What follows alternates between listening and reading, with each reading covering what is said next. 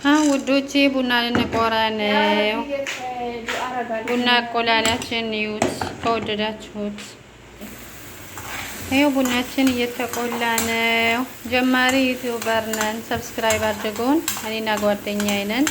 እሷ እየቆላች እኔ ካሜራማን ነኝ እና ቡና አቆላላችን አስተያየት እንድትሰጡ እና ቪዲዮአችን ላይክ፣ ሼር፣ ሰብስክራይብ አድርጉ። አበረታቱ። እህቶቻችን ወንድሞቻችን ሁላችንም አበረታቱን እና እንደዚህ ነው ውዶቼ። ቡናው እየተቆላ ነው፣ እየደረሰ ነው። ስንጠጣም ቀርጸን እናሳያችሁ ይሆናል እና በቻናላችን በጣም አስተማሪ የሆኑትን ነገሮችን እንለቃለን። ብዙ የሚያስተምሩ ነገሮች አሉን እኛ ጋር ካለፍናቸው ህይወት ታሪካችን ከኖር ነው ማለት ነው። እናካፍላችኋለን ለእናንተ መማሪያ ይሁን ዘንድ። ያው ብልጥ በራሱ ታሪክ ይማራል፣ ጅል ደግሞ ደርሶበት ነው የሚማረው ይባላል። ምናልባት እኛ በደረሰብን ደግሞ እናንተ ልትማሩበት ትችላላችሁ ማለት ነው። እና የሰው ልጅ የሆነ ታሪክ ሲደርስበት ነው ደርሶት ካለፈበት በኋላ ነው ሁሉም ነገር የሚገባው። እኛ አልሐምዱሊላህ ያው በህይወታችን ተሞክሮ ብዙ ነገር ብዙ ውጣ ውረዶችን አልፈናል፣ ብዙ ተምረናል። እናንተም ያስተምራል ብለን እናስባለን ማለት ነው። እና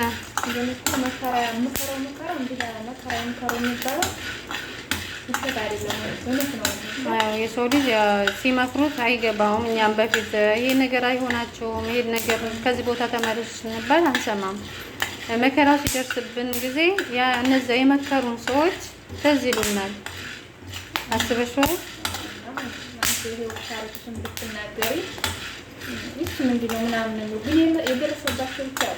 እኔም ደርሶብኛል ብለው እንትን ሊመጡ ይችላሉ።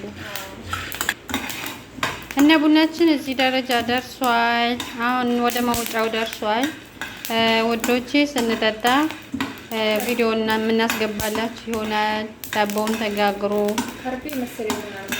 በጣም ያምራል። ልክ የኢትዮጵያ ቡና ይመስላል። እንዴ ባለፈው አሳረራቸው ነው ጮጋራኝ አላስተኛ።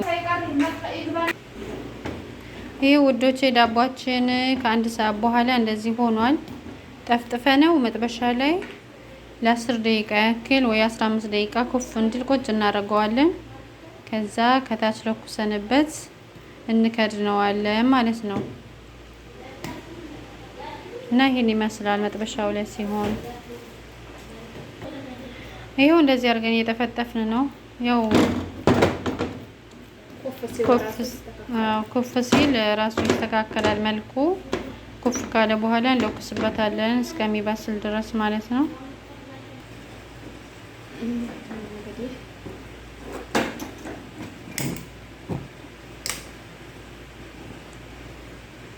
መጨረሻ ላይ ክምስ እናድርግና ያው ኩፍ ብሏል ዳቦአችን።